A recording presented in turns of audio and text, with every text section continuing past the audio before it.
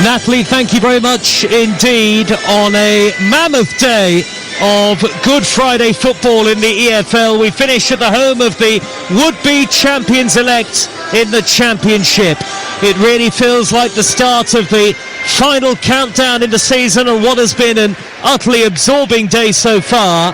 Now can Coventry take another step towards automatic promotion and a return to the Premier League for the first time in a quarter of a century.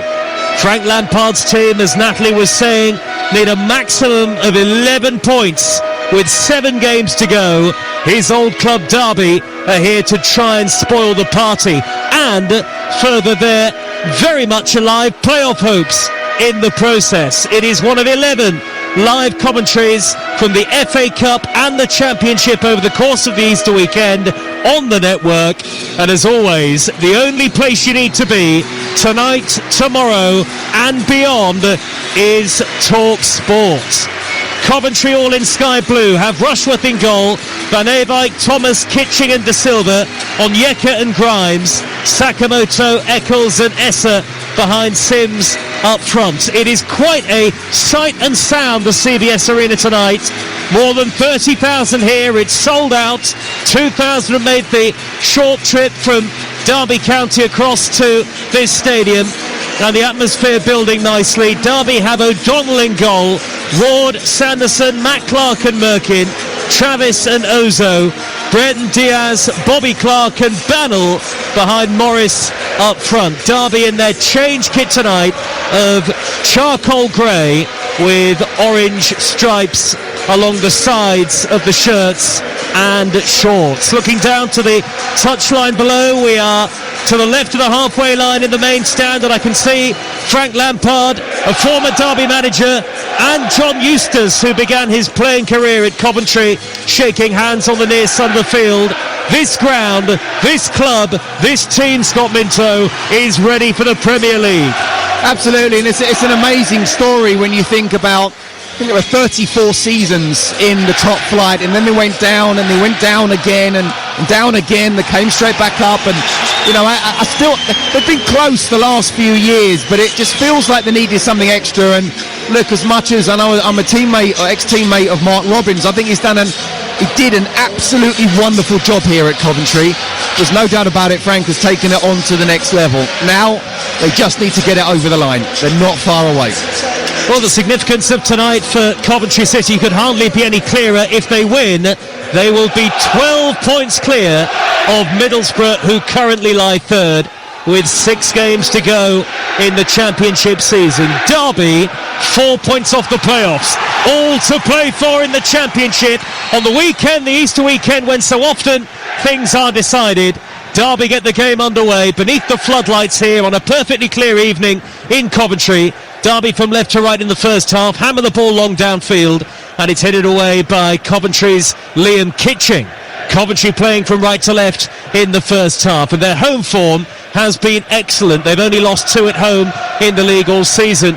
Coventry City. A header clear by Thomas out towards the near side left touchline. Derby have a throw in the right wing position. Brereton Diaz will take it back to Joe Ward. They really are almost running on empty, Derby County, in terms of injuries in ahead of this game, with Rhian Brewster now out for the season. It's been confirmed in the build-up. Dion Sanderson went down off the ball there. Derby go long upfield, but Derry John Merkin intercepts on the far side in the left-back position for Derby, hoists it downfield over the head of Carlton Morris and through to arguably the best goalkeeper in the Championship in Carl Rushworth. All in red away to our right-hand side. There's a great buoyant noise all around this stadium here tonight, this enclosed CBS Arena. Long goes to Silva over the top, high down the inside left. Ward is across with Essa, and he can only shepherd the ball behind for the first quarter of the game. It's gone Coventry City's way. It's 0-0 live on Talk Sport, early stages, and here's Scott Minto. Yeah, Romain Essa, the move to Palace hasn't quite worked out, so he's dropped down to the Championship again, and I think he feels very, very comfortable at this level, just trying to be very much on the front foot there. And as the ball was kicked out for a corner, I don't mind that at all, going straight to the fans and saying, come on, give us some, and the fans certainly did that. Kitching and Thomas both forward from the back here. Derby have left 2 upfield. Corner's going to be taken by Josh Eccles, Coventry born and bred, into the near post, headed away by Joe Ward, the right back, nodded back in by Matt Grimes, who scored against his old club Swansea in Coventry's last game, the 3-0 victory before the international break. And now Essa in the area with a shot, well blocked by Matt Clark, deflects up high into the air, Sakamoto underneath it with Merkin. Sakamoto goes to ground, didn't look like a penalty to me. The ball is cleared upfield, and now Derby break on the counter-attack. Brereton Diaz scampers over the halfway line, not beyond De Silva. Grimes there on the cover to pop it back to Rushworth as Frank Lampard watches on with his arms folded on the near side touchline. And there's already a frenetic feel about this game, very high energy, and 0-0 with 2.5 minutes gone. It's been a great start, hasn't it, from both sides? But as you say, very high intensity, trying to get the ball forward as quickly as possible, happy to counter-attack. And how many times have we seen Matt Grimes come in and just be in the right position and just mop up any possible danger? So much going on today in and around the Championship, around the grounds with Adrian Durham. Was a brilliant listen earlier on Talk Sport, keeping you right up to date with everything at the top and bottom of the table, including our live commentary early this lunchtime of Middlesbrough 1, Millwall 2. Millwall up into second in the table. I'll run through some of the other highly relevant scorelines in the Championship in just a few moments. De Silva playing it back to Kitching with the long sleeve shirt on, lets the ball run across his body, the Coventry centre half, back to Rushworth, who pelts it upfield, header away by Sanderson. The ball will drop to Bobby Clark, about 25 yards out here for Derby, who are keeping up with the breakneck pace of the game early on. Ward down the right, 0-0, tries a cross, hits Essa, flies up into the air and out of play for a Derby throw on this main stand side. Taken by Ward, back to David Ozo, who is on loan from Crystal Palace for the second consecutive season at Derby County, a club that Frank Lampard knows very well, of course.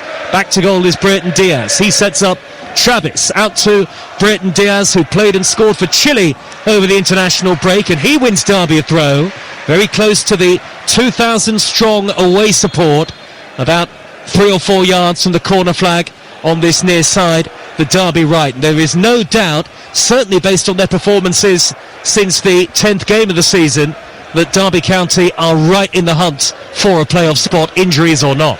Absolutely. And look where they are. And we talked about with Natalie that actually, yes, it's a big club in the Championship, but they have the least pressure because no one really expected them to be in this position. Ward with a deflected cross for Derby, and is gathered at the near post by Carl Rushworth, who immediately belts the ball upfield, very clever with the throw, out towards the right wing position, and Van Eyck, the rampaging fullback, but he lets it run across his body and out of play, and that'll be a Derby throw on the far side, the left, in their left back position. 5 minutes gone, Coventry 0, Derby 0 in the Championship, live here on Talk Sport. Earlier today, Birmingham 0, Blackburn 1, massive win for Blackburn in their fight against relegation. On Talk Sport 2, it finished West Brom 2, Wrexham 2. How useful a point that is for both teams, I think we'll see at the end of the season. Ozo, very physical player in the middle of midfield for Derby, playing it back to Merkin, all the way back to the shaven-headed Matt Clark. He'll wriggle away from Sims, the number 9. Pop it back to Richard O'Donnell, the experienced but third-choice goalkeeper at Derby, really. Such are, as I say, the injury issues they've got. Jakob Widell Zetterström, the first choice, is still unavailable due to illness. Elsewhere today in the Championship, Leicester 2, Preston North End 2. As are Oxford, who drew 1-1 with playoff chasing Hull. Norwich 1, Portsmouth 1. Pompey just outside the drop zone and with a game in hand. And Charlton 1, Bristol City 2, a win for Roy Hodgson back at Bristol City. Eccles has kept the ball in play on the near side, the left. He tries to play a square pass into the feet of Onyeka. It's blocked off. Derby win it back deep inside their own half of the field. Travis with a crossfield ball, right-footed, and it was slightly hesitant defending by Van Eyck. He backed away, and now Jayden Battle, the youngster, with very quick feet towards the edge of the penalty area. Good work by Van Eyck to get back at him and shepherd it back to his goalkeeper, who fizzes it long upfield, takes one bounce, and it's gathered by O'Donnell. You can barely take a breath, Scott Minto, in this game. The atmosphere is incredible. It really does have a feel of a team and a club in complete unity, and there's a big synergy between them and on the pitch and off the pitch as well. And yeah, we're feeling that every time there's a half chance they're up for it. Bobby Clark into the penalty area now for Derby. Left-footed shot, well blocked. Thomas stood up well, waited to make the challenge and got across at the vital and final moment. And now the diminutive Sakamoto races over the halfway line. Very good with the ball at his feet. Essa with the black and white boots on, near side of the field, driving towards the left corner of the penalty area, whipping in the low cross. And it's gathered by O'Donnell inside the 6-yard box, 0-0. Well, again, it's end to end, isn't it? Bobby Clark having a lot of space in the box, and in the end his shot getting blocked. He's got to find a way to test the goalkeeper for sure, but then it goes down the other end and Romain Essa gets into the box, and he's wanting someone to run across the front post, and Ellis Sims didn't do that. In the end it wasn't the best of crosses, but again, a really exciting start to this game.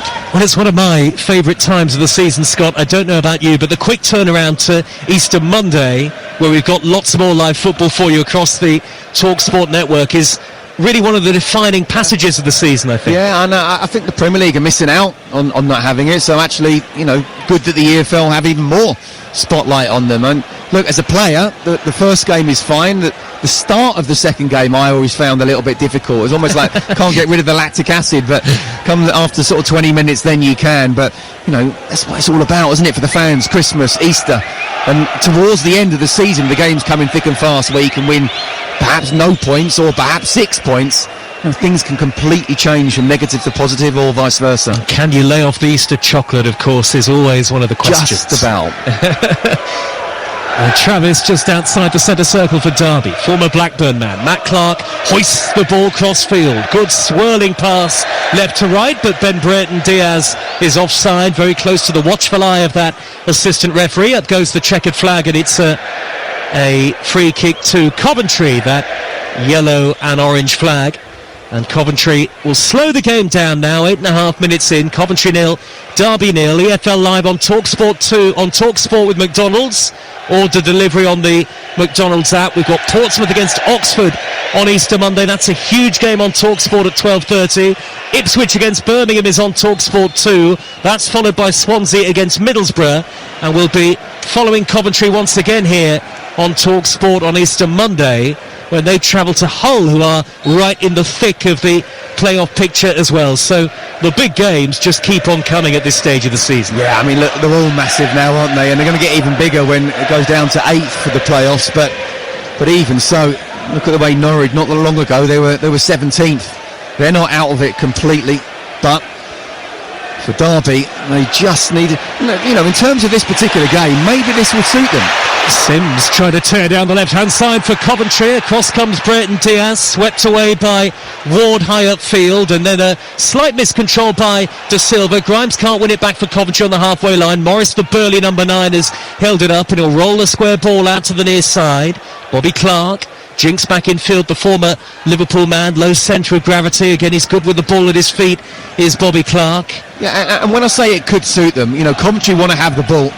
And John Eustace's style is very pragmatic, quite happy to let the opposition have the ball and then counter-attack as quickly as possible. So, but the longer they can keep it at 0-0, the fans, I'm not going to say they're going to turn, but they'll quieten down a little bit. But, the Coventry players, they know they're so close, they know that everyone's expecting them to win this game. They might get a little bit nervous, and Derby certainly have the players to pick any team off in this division. Well, there's a foul on Eccles on the near side of the field, and a free kick to Coventry City midway inside the Derby half. Derby in their change kit tonight, and Coventry are all in sky blue, playing from right to left towards the north end of the ground at this stadium outside the city centre. Not quite the same feel as the confines of Highfield Road, but it certainly feels more like home for Coventry than it probably ever has, ever since they moved to this ground in 2005. And Coventry hunting promotion to the Premier League for the first time in a quarter of a century. They need 11 points maximum to go up. Grimes is standing over the ball on the near side, the left. Everybody back for Derby here. Quite a lot of height in both teams. The aerial battle is going to be fascinating. 0-0 on TalkSport. We're in the 12th minute of the game. Grimes with one arm up into the air.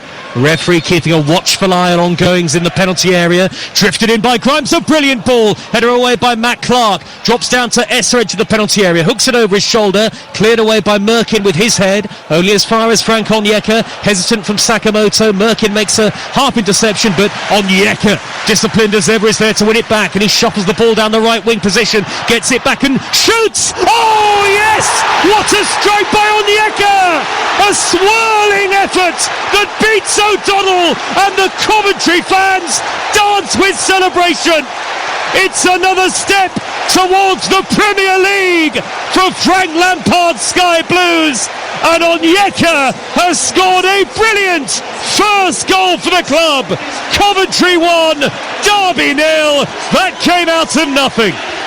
Well, it did. It's been a great start, actually, from both sides.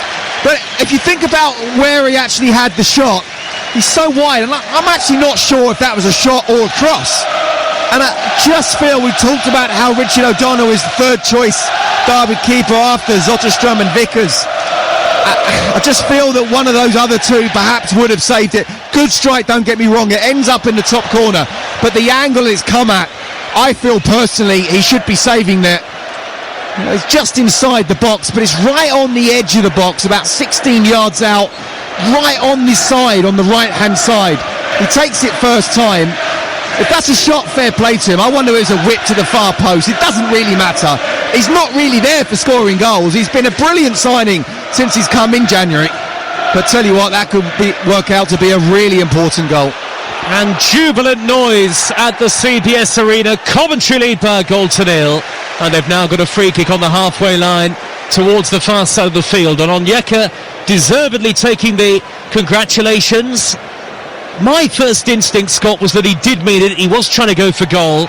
But it's an amazing level of precision that he's had to put in to find the opposite top corner. O'Donnell, who's not the biggest goalkeeper, not equal to it. Okay, you give him the benefit of the doubt. you have the glass half full. I'll have the glass half empty. The bottom line is it doesn't matter. Coventry are 1-0 up. We're going to win the league is the chance of the Coventry fans. They only need 14 points to win the title, as well as secure automatic promotion, which obviously is the number one aim. But it's all going Coventry's way. Less than a quarter an hour into the match. Coventry 1, Derby 0. Here on Talk Sport. Frank Lampard pacing up and down on the edge of his technical area. Out comes Rushworth to the edge of his own box. He's going to let the ball trickle harmlessly beyond the dead ball line and out of play for a goal kick to Coventry City. Derby had competed well in the opening stages, but it's Coventry who have the early advantage. Long raking ball upfield is headed away by Derby's Dion Sanderson. There's still a long way to go in the game, of course. Plenty still to happen. Travis inside right for Derby.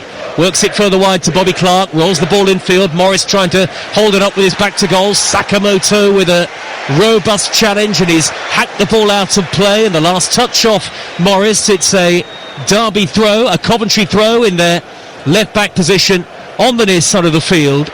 And, well, you got the sense before the game, Scott Minto, that the roof was ready to come off this place, and it certainly has now. Yeah, we talked about how good the atmosphere was before the goal.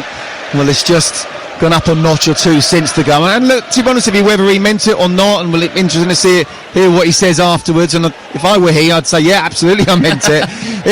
I still feel Richard O'Donnell shouldn't be conceding a goal from that angle. So I think he'll be disappointed with that.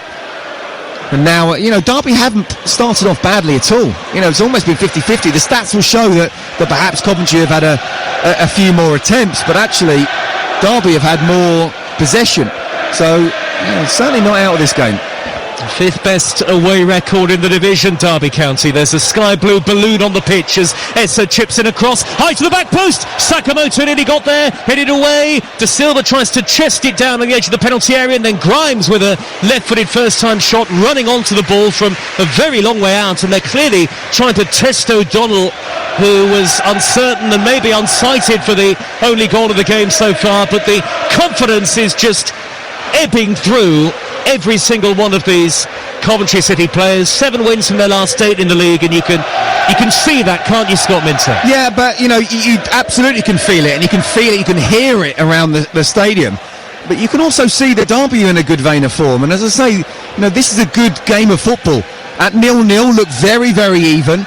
Now it's about a little bit of character with Derby. You're up against the best team in the division, probably going to win the title, not just go straight up. Oh, Sakamoto has taken it off Merkin. He's into the penalty area now. He tried to jink inside, and that allowed Matt Clark, the much taller, more physical Clark, to get across, although Sakamoto giving him a run for his money. Sliding in as a Japanese flag is unfurled on the far side of the field, and Coventry get the throw. So you're in a good vein of form. You're 1-0 down against the leaders. You do not do what Merkin just did there, because if they're 2-0 down, I don't think Derby can come back from it. 1-0, they're still very much in the game, but defenders cannot make sure that they mess around with it on the ball.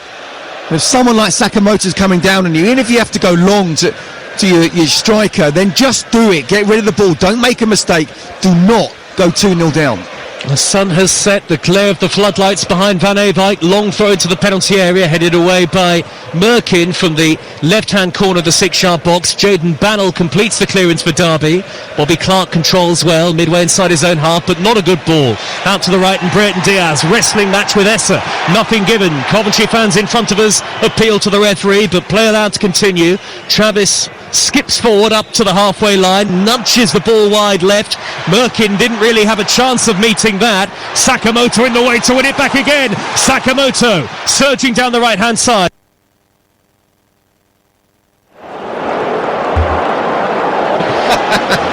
He's not going to score from the dead ball line. Even Frank Onyeka can't do that. 1-0 to Coventry, and they are now looking a dominant team, the league leaders. Yeah, I mean, that would be some strike to score from the goal line with the inside of your foot going the wrong way, but Coventry look confident, don't they? And now it's a question for Derby to not concede that second goal. Can Coventry get it? I'm not going to say the game will be over if they do within the first sort of 20 minutes, but it'll certainly be 1 foot towards getting the 3 points. And if you're Coventry, you've got to be ruthless, and they have been ruthless this season, haven't they? They're 81 goals in the game so far. Next best is Ipswich with 67, and they have been absolutely dominant. They've scored 4s and 5s, and if they can get 2 and possibly even 3 in this first half, then 1 step closer towards the promised land. Ozo, the leggy Ozo, making an interception midway inside his own half, then he'll roll it back to O'Donnell. First time clearance high up into the sky, holds up in the wind. Grimes nudges it forward for Coventry. The loose ball brought down by Matt Clark, who clatters it high upfield. Flick on by Bannell. Morris can't get there. Not seen much of Carlton Morris in the first 20 minutes of the game. It's all Coventry now. They lead by a goal to 0. Eccles, was he caught by Travis from behind? He was. 50-50 ball, both going for it, both fully committed, but the referee Tom Neild in a good position to spot it, and that'll be a free kick to Coventry. Not quite within shooting range, but certainly in a relatively dangerous position. Coventry leading by a goal to 0. Yeah, I should say 82 goals now, of course, with Onyeka scoring, but it's probably just a little bit too far out, but it's also quite central. You might just be able to just dink it towards the far post and then try and win the knockdowns. I just wonder if anyone would fancy a pop. I don't think they will, but it's within that distance where they might have a go. Confidence is high. Well, they are the EFL's top scorers, Coventry, not just in the Championship, but in the whole of the Football League. Eccles is standing over this. It's slightly right of centre, a good 35 yards out. Plenty forward here for Coventry from right to left in the first half, and that swirling wind picks up again. Eccles dinks the ball into the box, headed by Thomas, wide of goal. Rose highest there did Bobby Thomas, who certainly is a threat from attacking positions, has scored a couple of goals over the course of this season, got above Morris, who was trying to mark him, but in the end the header actually drifted quite harmlessly wide in the air. Yeah, but that's all Josh Eccles could do. As I say, it was a little bit too far out to have a strike. Dinked it towards the far post where the 2 centre-halves were, and he did well, didn't he, Bobby Thomas, just to climb up but not quite get it on target. This is EFL Live on TalkSport with McDonald's. Order delivery on the McDonald's app from 11 a.m. 18 plus, fees applied to delivery orders, subject to availability. Price may vary. John Eustace in his Derby tracksuit, arms folded on the near side. Halfway through the first half, his team are 1-0 down. Coventry on the attack again with Eccles to the edge of the D. Holds it up, lays it backwards. Onyeka edge to shoot again. Slide rule pass. Eccles with a low shot after the layoff by Sims, who had his back to goal. Couldn't really get any power behind that. Josh Eccles, who's been at the club since he was a young boy, and an easy save for O'Donnell. Yeah, good football from Coventry. Nice one-touch play. Really good forward play from Ellis Sims, just dropping it into him. But good defending as well, because Derby certainly made sure that Eccles couldn't get a proper strike on it, and it was a simple save in the end for O'Donnell. Scott Minto, former Chelsea defender, is with us here on Talk Sports. Scott and I will be at Stamford Bridge tomorrow for Chelsea against Port Vale from the FA Cup. Before that, Manchester City against Liverpool is live and exclusive to Talk Sport, and at 8 o'clock it's Southampton of the Championship against Arsenal in the FA Cup. Southampton, who are right in the thick of the action in terms of those clubs searching for a playoff spot. Derby starting the night 3 points behind Southampton, who are only just outside the top 6. Ball floated high down the middle, header away by Thomas for Coventry. Coventry are the better team in the game at the moment. Bonozo's done well. Athletically wins it back off Onyeka. Rolls the ball down the middle to Bannell with his back to goal. He'll lay it wide to Merkin. Good football by Derby. Merkin into the penalty area. Angle against him for the cross. Tees it backwards. Cleared into the box again by Merkin and headed away by Coventry. Now Morris down the inside left. Low cross. Turned away by Van Ewijk. And that's Derby County's first corner of the game so far. Yeah, and apart from that chance where Bobby Clark had a lot of space, far too much space actually in the box, they haven't really got into Coventry's box too much, have they? So listen, when you're under pressure, especially against the top team in the division, that sexy phrase of set pieces can be very, very important indeed.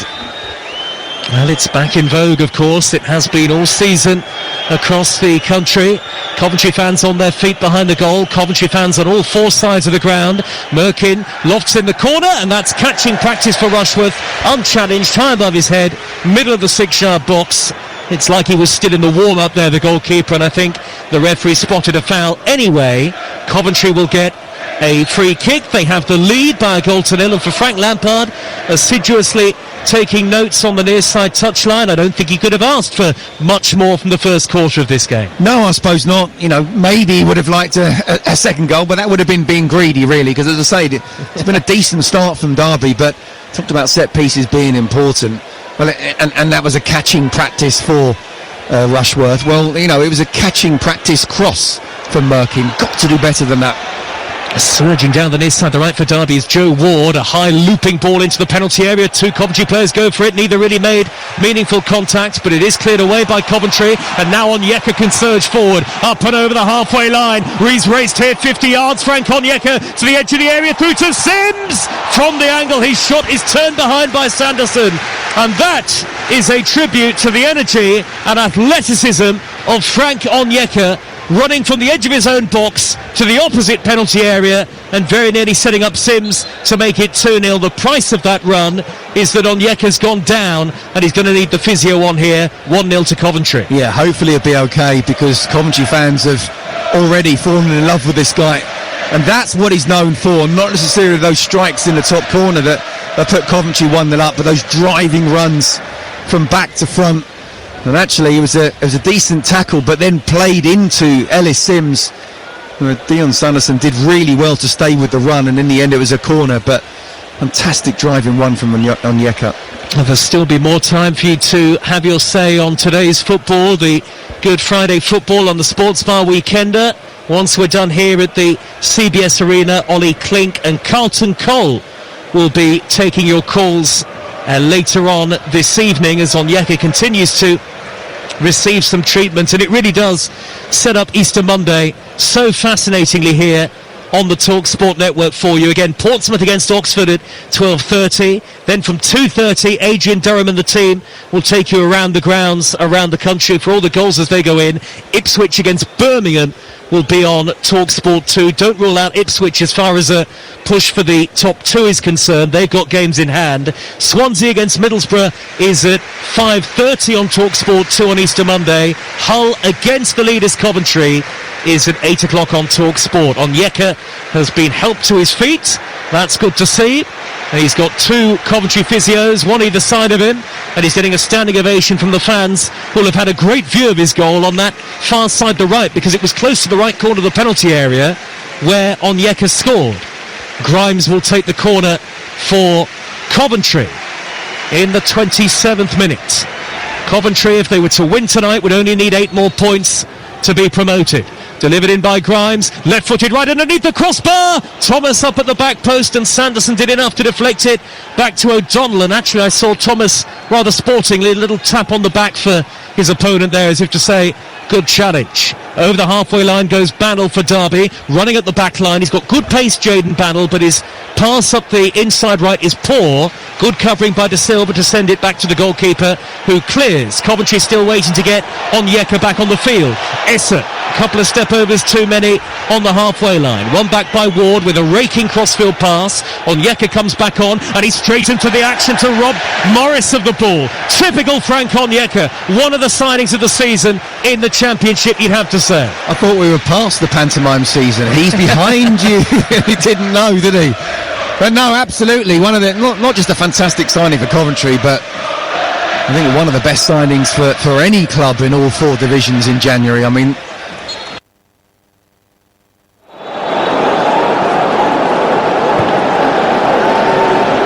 and yet he needed a little bit of help, and Onyeka coming in has certainly allowed him to take a little bit of a breather and not be the star player all the time. Good work by Bobby Clark down the near side to right for Derby, who is seeking an equaliser here. Right corner of the penalty area, couple of step overs, back onto the left foot, good cross, diving header away by Thomas, who's been excellent in the game so far. Coventry fan on his feet to applaud the diving header, and then there's a foul by Lewis Travis, who's no stranger to getting yellow carded, and another booking for Travis for a late tackle on Eccles. And as far as Lewis Travis is concerned, that's a 9th yellow card in just 22 Derby appearances. Well, I mean, he's captain, he's leader, he works really hard, he works well with the youngsters and on the training ground as well. And, he wants to try and get stuck in, he wants to try and grab control of this game, but I think it was 50-50 up until the goal. Since then, it's kind of been all Coventry, really, isn't it? The ball is back with Rushworth, the goalkeeper, all in red, and now De Silva, number 3, left back position, and you'd have to say it's not Coventry's strongest starting 11 either. Derby have got lots of injury problems, but Coventry have got 1 or 2, and of course both sides had players involved over the international break who are either on the bench or left out of the squad entirely tonight. Among those on the subs bench for Derby, a very youthful looking subs bench, is Patrick Adjamang, the joint top scorer. De Silva surging down the left, sliding in is Brereton Diaz. Last touch off Jay De Silva, and that'll be a goal kick to Derby County away to the left hand side. Half an hour gone.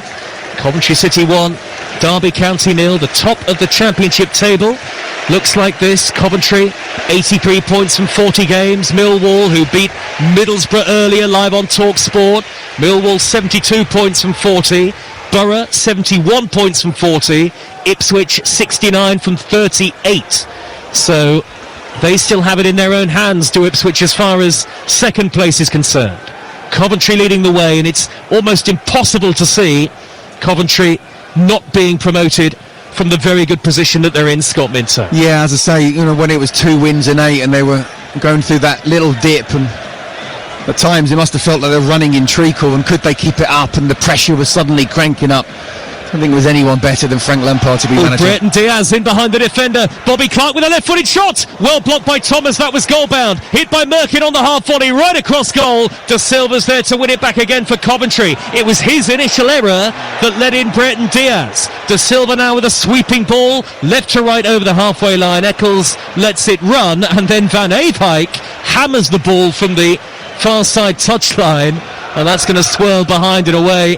And actually the ball had already gone out of play for a Derby throw in the left-back position anyway, but we were right behind that Bobby Clark effort, Scott Minto, and it wasn't too far away. Yeah, I think that was sneaking in. I mean, Kyle Rushworth will certainly claim that he might have been able to tip it around the post, but it was definitely on target and curling in. And that's what Derby need to do. They need to try and put Coventry under a little bit of pressure. They haven't been able to do that in the final third since they've gone a goal down. Well, there were two balls on the pitch there momentarily, and the referee eventually actually stopping the game, and Derby get it back with an uncontested drop ball. Richard O'Donnell was very hesitant to potentially lose concentration and knock the second ball out of play, the Derby goalkeeper. Derby manoeuvre the ball up through the thirds over the halfway line in a very tight area. De Silva clears away for Coventry, left back position, one back by Ozo, and stabbed up over the top by Brereton Diaz for Bobby Clark. That was a very clever pass. Across came Thomas, who nudges the ball out of play for a Derby throw in the right wing position. Great defending from the centre half. Brilliant, just reading the situation.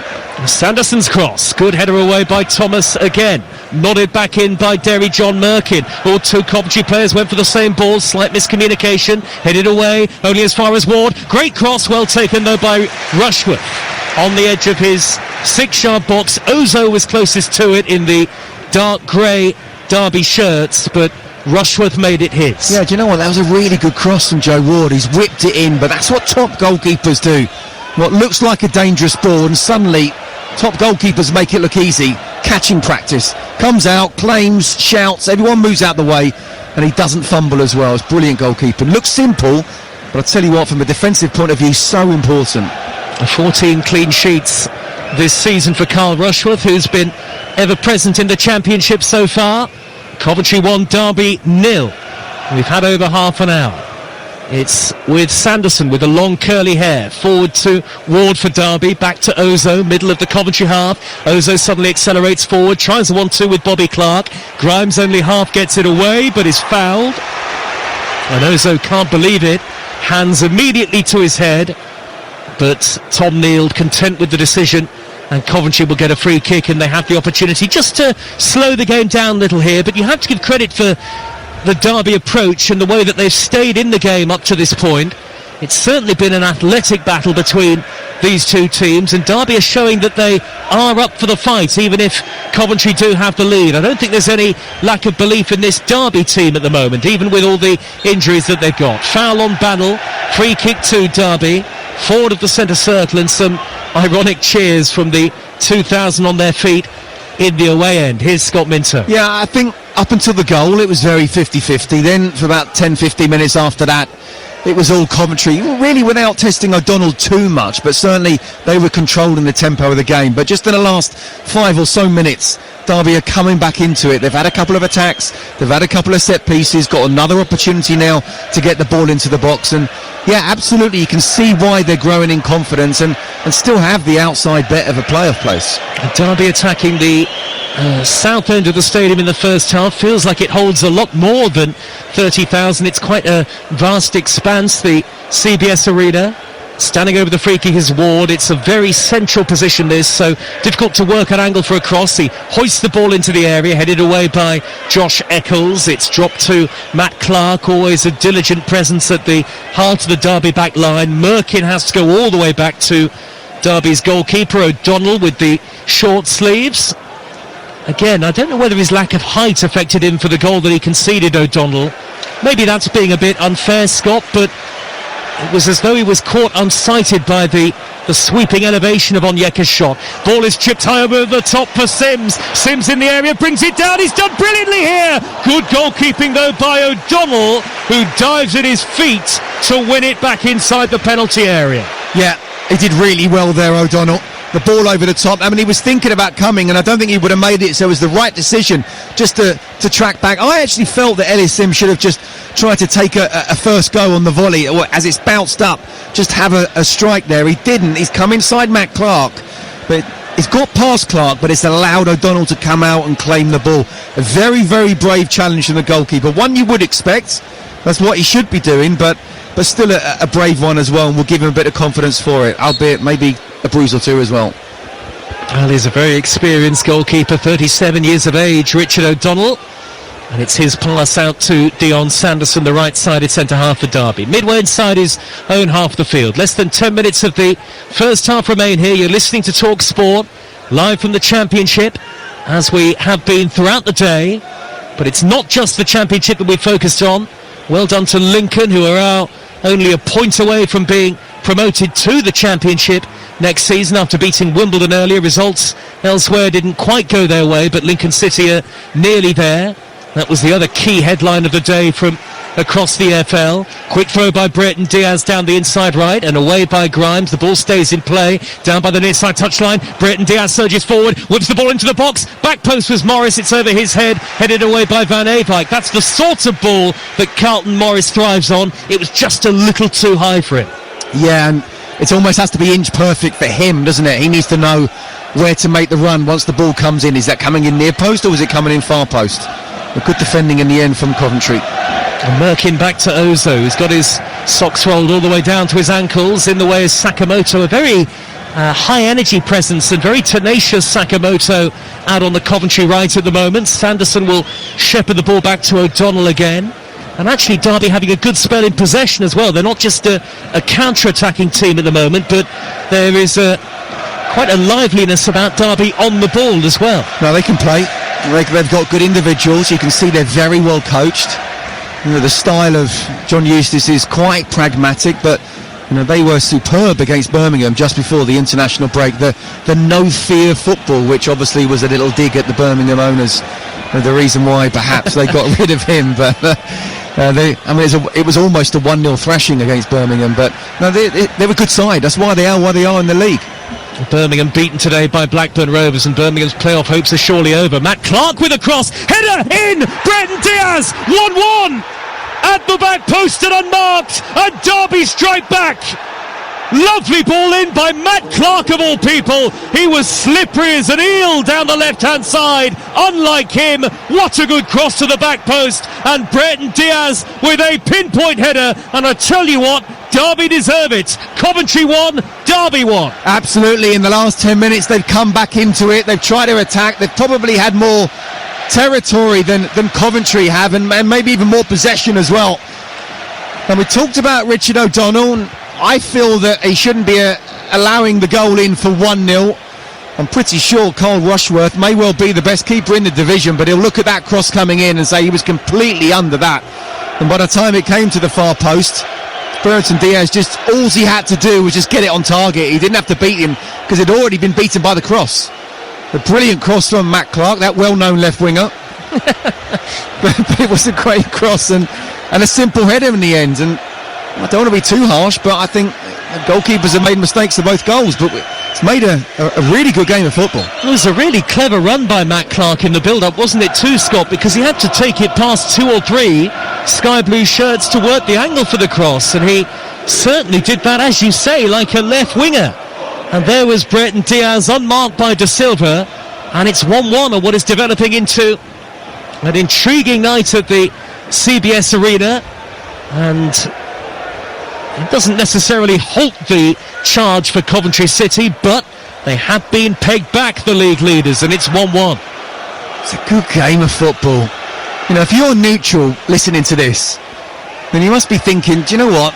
Coventry, yeah, it's not as if they're being nervous at all, but they're just up against a side there's actually, I say, got good individuals, are well coached, have belief. I was looking for their reaction when they went 1-0 down. How are you going to react to the team being a goal down against the best team in a division? And actually for 10 minutes they were on the back foot. They've dusted themselves off and they're looking really strong, and I actually feel they believe they can go on and win this game. But obviously we know Coventry can score goals for fun as well, so I think there's more goals in this game. Well, the atmosphere is flat now among the home supporters, some of whom are heading for the concourse areas around us. We're about 10-15 rows from the edge of the pitch here, so quite close to the dugouts where John Eustace and Frank Lampard are standing in almost identical poses with their arms folded. Morris holds the ball up for Derby about 25 yards out, but is surrounded by sky blue shirts. One of them, Grimes, fizzes it into the feet of Sims, who turns away from one, half blocked off by Matt Clark, the other defender. He got beyond Sanderson with ease there, did Coventry's number 9 Sims, but Clark did well with a robust challenge. Do you know what? When that ball was played into him, he had 3 players around him, and he nearly went past all 3. Derby on the attack again with the goal scorer Brereton Diaz. Low ball into the box, cleared away by Liam Kitching for Coventry. Now De Silva under pressure, back to Kitching, who has to whack it away left-footed, not convincingly, only as far as Lewis Travis. There are 4 minutes of the first half to go on TalkSport. 1-1 in by Bobby Clark and cleared away by Bobby Thomas, only as far as Matt Clark again. And Derby suddenly don't want the first half to end, and he's looking very silky on the ball again, is Matt Clark. Absolutely. Stick him as number 10. See what he can do. But I tell you what, the ball just keeps coming back all the time. You know, Coventry are clearing it. No one's holding it up. Ellie Sims is on his own there. And just Derby are very much on the front foot here. Crossfield ball by Travis out to the left, high to the feet of Bannell, the diminutive youngster. First league start for Derby. Half brings it down, cleared away though by Van Eyck. Eccles in a battle with Bannell just outside the centre circle, and Coventry have it back. But 42 minutes into the game, and suddenly it's not all going Coventry's way. Coventry won, Derby won. And now here is Kitching carrying the ball over halfway, out to the near side on the angle to De Silva, right in front of our commentary position here.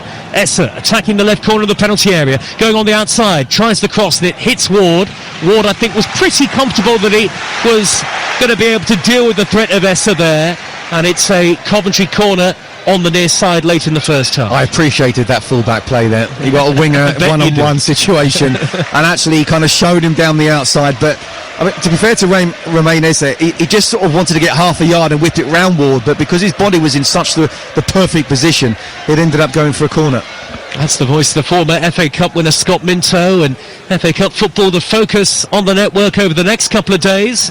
As Eccles delivers the corner, high into the box, Sims back post, tried to reach it right on the edge of the 6-yard area, but he couldn't get his head to it. It swirled over the top of him and out of play harmlessly in the end for a goal kick to Derby, and that's the cue for lots of home fans now all around the CBS Arena to begin a sort of mini exodus towards the concourse areas. But I think there's no question that Derby will be the happier team so far.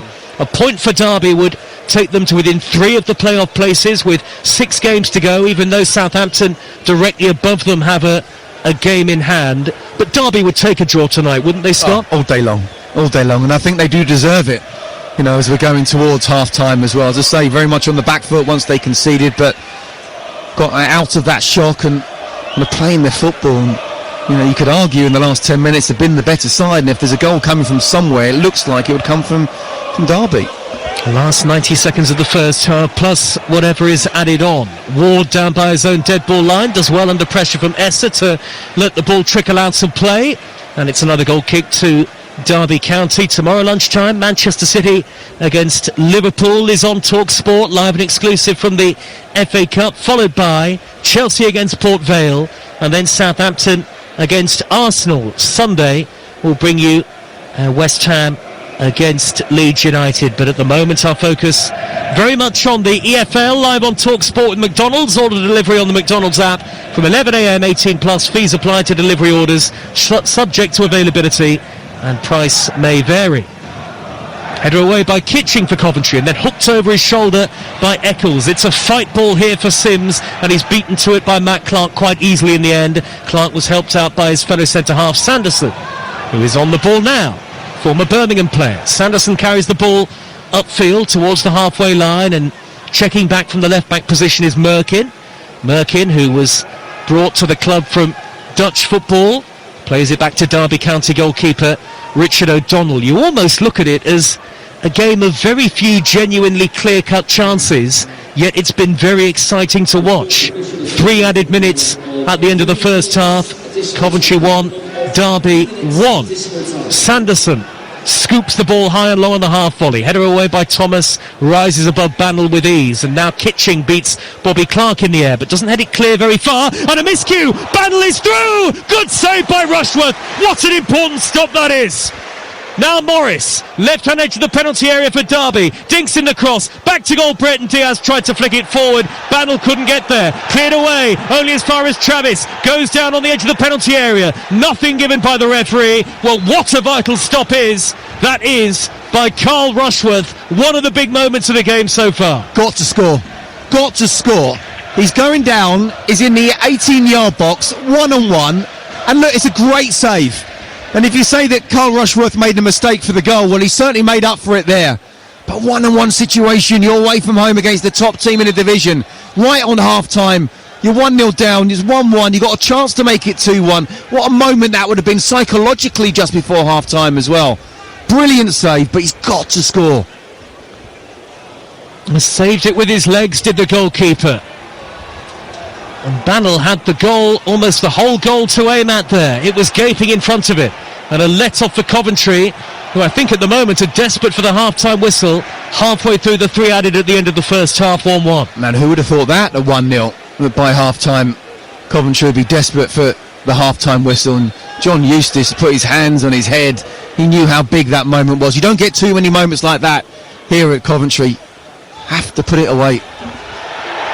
And Morris tangling with Kitching right in front of the Derby fans. He wants a free kick. The assistant referee was only yards away and he signals for a goal kick instead. I'm sure the reaction at half-time will be relatively muted, but even if it were to stay 1-1, Coventry would only need 10 points from their remaining 6 matches to be promoted. That's a maximum of 10 points. Yeah, and points will be dropped elsewhere by the other teams, and they're playing each other. So, I mean, look, what I would say is, again, we look to the benches, not necessarily at half-time for the start of the second half, but they certainly have the firepower, Coventry, to try and get that second goal. Mason Clark, Torp, Rodoni, Hadji Wright. 17-goal Hadji Wright among the Coventry City subs today. Header away by Kitching from the halfway line, then belted up into the air by Brereton Diaz. The ball seemed to take an age to drop down from the dark skies above. Essa wins it back in the centre circle. Only seconds of first half added time remain. It's 1-1. Out comes Rushworth to the edge of the penalty area. Terrible clearance, only as far as Morris, who was beaten to it just about by Van Eyck. And now Ozo looking to scamper infield from the left-hand side. Ozo wriggles away from 2 in sky blue. No foul given by the referee. Play goes on with Bobby Clark. Now Brereton Diaz taps it back out to the right-hand side. On the overlap is Ward. Ward from the dead ball line, whips in the cross. Morris back post, header by Bannell, miscues it and tucked behind by De Silva for a Derby corner. Coventry all at sea and the half-time whistle is blown. Well, it was another big chance for Jayden Bannell. John Eustace is furious, and I think you can understand that from the Derby boss. He thinks they should have been allowed time to take the corner. The referee adamant that with the 3 minutes having been played, that it is half-time. And what an intriguing first half at the CBS Arena. It all seemed to be going to plan for the league leaders Coventry when Frank Onyeka's swirling shot put them in front, but Derby grew into it. They got the equaliser through Brereton Diaz, and they will feel that they should be in front at half-time. Jayden Bannell through the middle, Carl Rushworth made an excellent save, and certainly very much game on here on Talk Sport. At the break it's Coventry 1, Derby 1. And no changes at half-time for either side with the scores level. Coventry 1, Derby 1, and the Sky Blues from left to right in the second half up against the team in all charcoal grey with orange trim. Derby County playing from right to left. Matt Grimes, the Coventry captain, is standing over the ball. Coventry, who can smell promotion, they can sense that they really are on the verge of a long-awaited return to the Premier League after all the heartache in between. And Coventry get the game back underway. It'll be cleared upfield by Rushworth, the Coventry goalkeeper, and a header away by David Ozo in the middle of the Derby half. Van Eyck, the Coventry right back, will come across to take the throw. Thomas, Kitching and De Silva in the rest of the back four. Onyeka the goal scorer and Grimes holding, with Sakamoto, Eccles and Essa behind Sims up front. The ball is back at the feet of the giant centre-half Thomas, who plays it square to Liam Kitching. Derby again unchanged. O'Donnell in goal. Ward, Sanderson, Matt Clark and Merkin. Travis and Ozo. Brereton Diaz the goal scorer. Bobby Clark and Bannell behind Morris up front. Derby chasing the playoffs. Coventry closing in, so they hope, on automatic promotion. Coventry's next game on Easter Monday away at Hull City who sit fifth in the Championship, again will be live on Talk Sport. Good work by Thomas to roll the ball wide left to the far side, and Essa, who immediately drives forward into the penalty area now. Essa with a shot, takes a deflection off Travis, headed square by Eccles into the path of De Silva. Coventry still on the attack here. Grimes forward now to Essa, dead ball line to chip it across. Thomas went for it, header away by Matt Clark. It'll bounce down on the edge of the Derby penalty area. That's a foul on Bobby Clark, who was tripped, and Derby, much to their great relief, will get a free kick. Still lots of Coventry fans filtering back to their seats here at the CBS Arena. 1-1, 90 seconds into the second half. I'll give you both sets of subs in just a moment, but first let's get a word from Scott Minter. Yeah, and if we get a few 6'4" fans coming in just as yes, they're having a shot, they won't better see what's going on. Just come and sit down, please. But you know what? Already you can see to start the second half that Frank's had a word with the players and said, look, we need to up the intensity. They've done that already just in the first minute or two. And again, it's down to Derby just to withstand that and get hold of the ball and play at their tempo in the way they did in the last 10-15 minutes. And I just feel that Coventry will just... He's probably said to them, look, 15-20 minutes, give it absolutely everything. If any of you are tired, I can make changes, but I need you to step it up and tire this Derby side out because we have the better bench. We're right amongst the home supporters here in the lower tier of the main stand as the ball goes back to Derby goalkeeper O'Donnell, smashes it high into the evening sky. Up goes Morris with Kitching, who did enough to win it back for Coventry. The Coventry bench, as Scott was mentioning, is very strong. Wilson, Mason Clark, Wolfenden, Bidwell, Torp, Markello, Redoni, Wright and Kessler Hayden. I'll give you the Derby bench in just a moment, but it's very youthful by comparison. Infield drives Sakamoto and a reverse ball into the penalty area, well covered by Joe Ward, the Derby right back, and a little cushion diving header back to the yellow-clad goalkeeper O'Donnell with the short sleeves on. Well, the half-time entertainment must be good at Coventry because there are still hundreds of people yet to take their seats for the second half. You'd have thought they'd be more interested in the game. Listen, pints are expensive nowadays wherever you go, so you got to finish them off. 1-1. The bearded Matt Clark will roll it back to O'Donnell again. You have to give credit to Derby, going 1-0 down relatively early on in the game, but the character, as John Eustace teams always have, that tenacity and that character to fight back and draw themselves level. Arguably been the better team up to this point. Early stages of the second half, Coventry 1, Derby 1 on Talk Sport. Earlier today, a big win for Millwall in that clash of two of the top three at Middlesbrough. Middlesbrough 1, Millwall 2 live on Talk Sport. Birmingham 0, Blackburn 1, West Brom 2, Wrexham 2, Leicester 2, Preston 2, Oxford 1, Hull 1, Norwich 1, Portsmouth 1. Portsmouth and Oxford head-to-head in the relegation battle on Monday lunchtime live here on Talk Sport. And a win for Roy Hodgson in his first game back at Bristol City.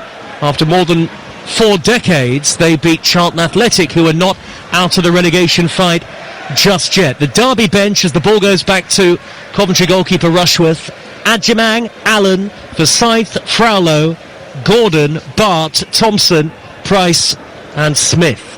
A lot of young players on that bench. You're out of order. Oh, yes? For saying that Charlton aren't out of it. Ah, well, I am strictly neutral in these circumstances. Here goes Van Eyck, right corner of the penalty area, looking on his outside to Sakamoto, back to Eccles. Really poor cross by Eccles.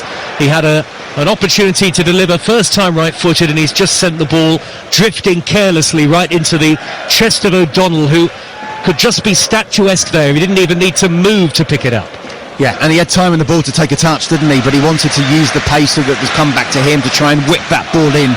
In the end, it's gone straight into the hands of O'Donnell. You know, start the second half, it's been Coventry in terms of possession. Derby have almost just sort of set themselves and said, look, we're not going to try and press. We'll let you have the ball, but we're not going to want you to have any clear-cut chances, and they haven't as yet. Coventry on the hunt for their first promotion to the top division since the 1960s. 66-67, which was followed by a 34-year stay in the top flight. As it stands, they need a maximum of 10 points to go up automatically. Coventry City. Onyeka, the goal scorer, midway inside the Derby half, tripped by Ozo. That's an obvious Coventry free kick, and Onyeka wasn't happy with the challenge. Referee Tom Neal, who I think has refereed the game very well on balance, has to go across and just calm the situation down.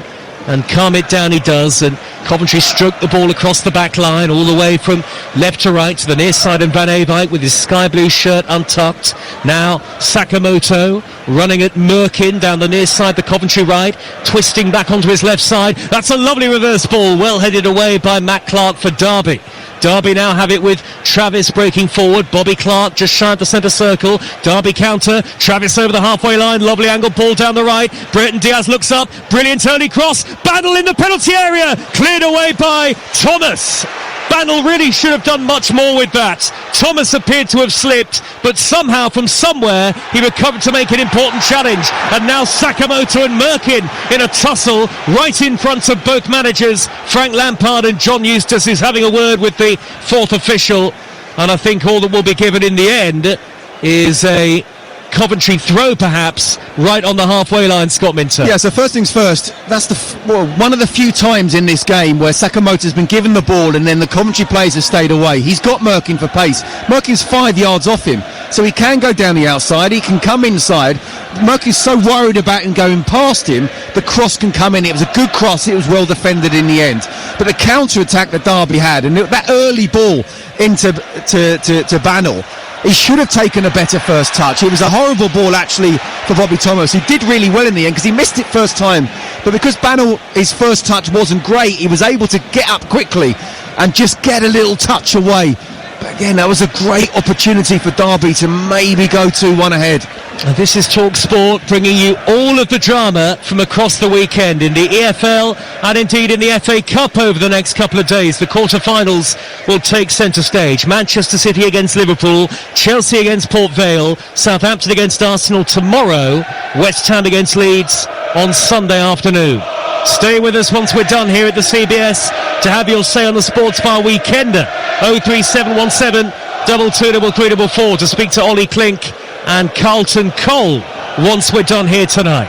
Coventry 1, Derby 1, and let's all sing together Play Up Sky Blues, the Coventry anthem ringing around the CBS Arena momentarily there. Coventry have it with Van Eyck scampering over the halfway line. More than 30,000 in attendance tonight. Coventry win it back midway inside the Derby half. Sims back to goal.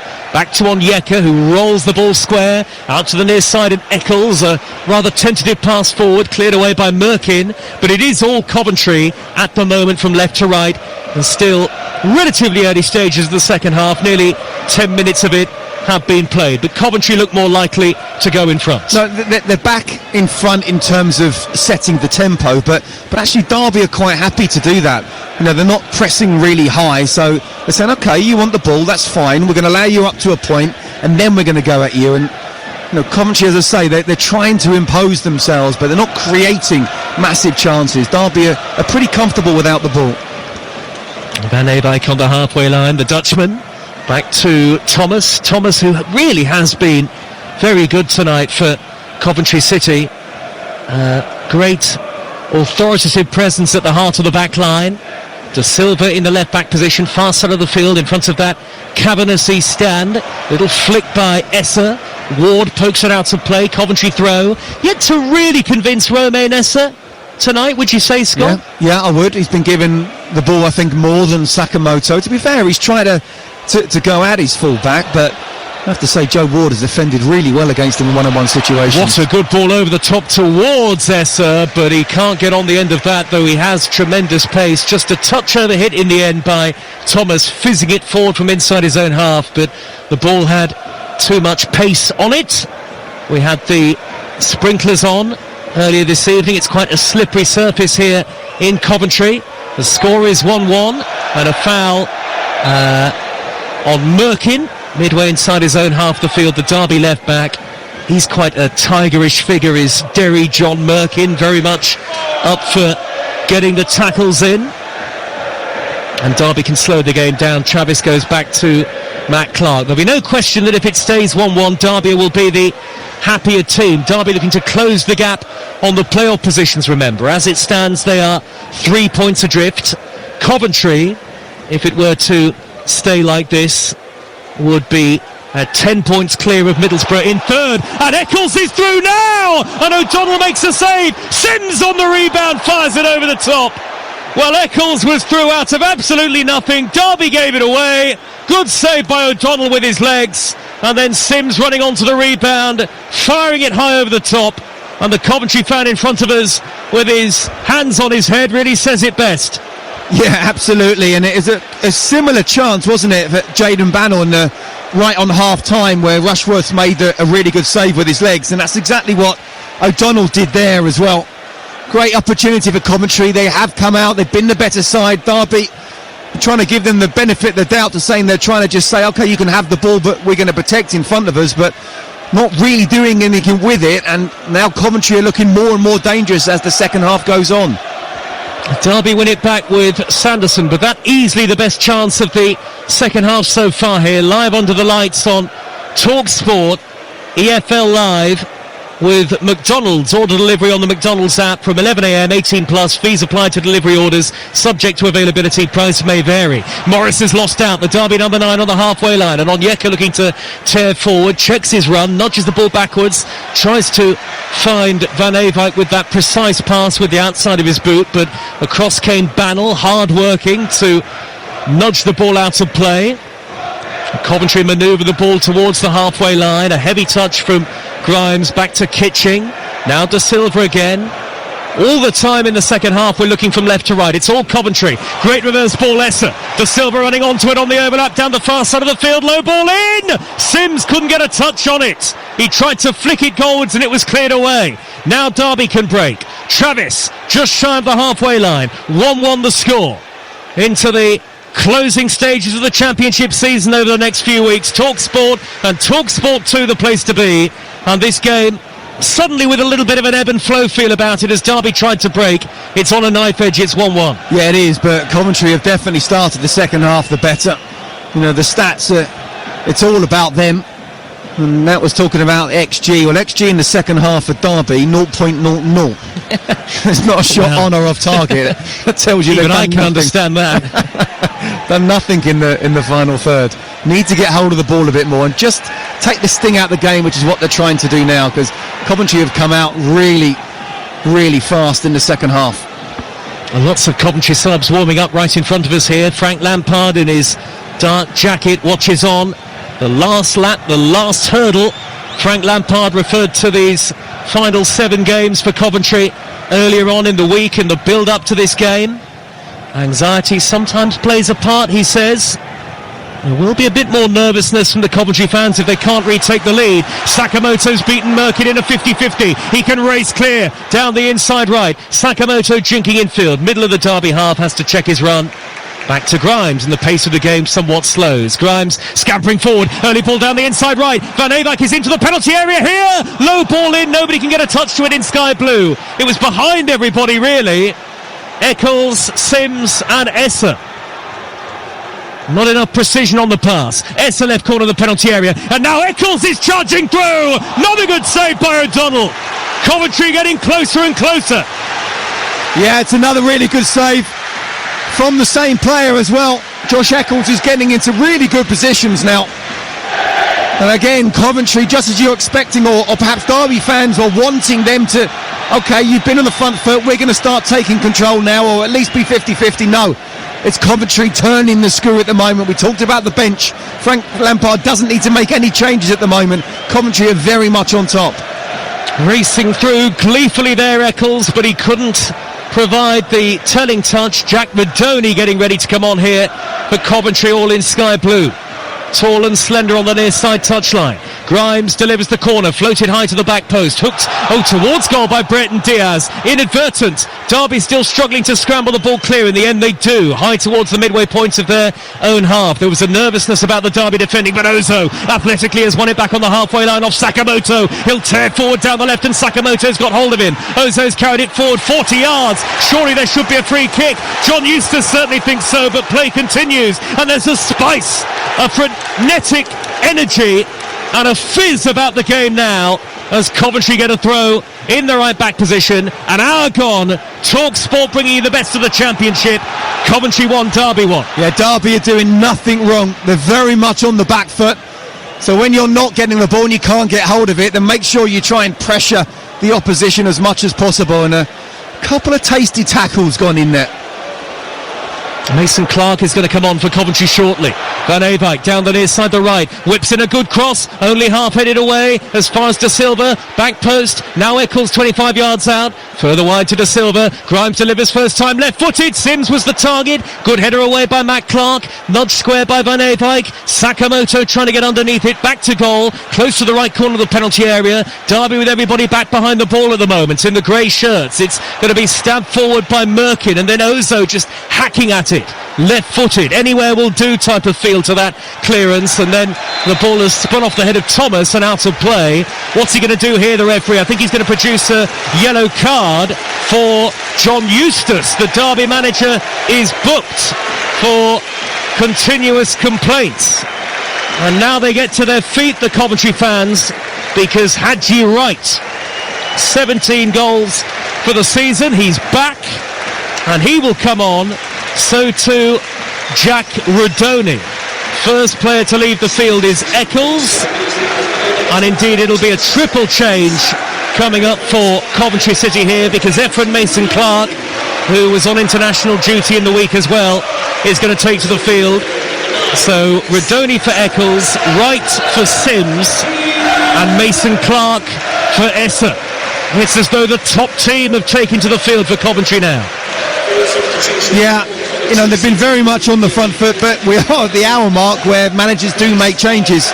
I get the Romain Essa, we talked about how he hasn't really got too much in the game. I mean, the only thing I say about Eccles is he's had the two best chances in the second half, and he's come close to scoring for Coventry, but you know, Jack Rodoni is an incredible talent for sure, and we know that Hadji Wright can score goals as well.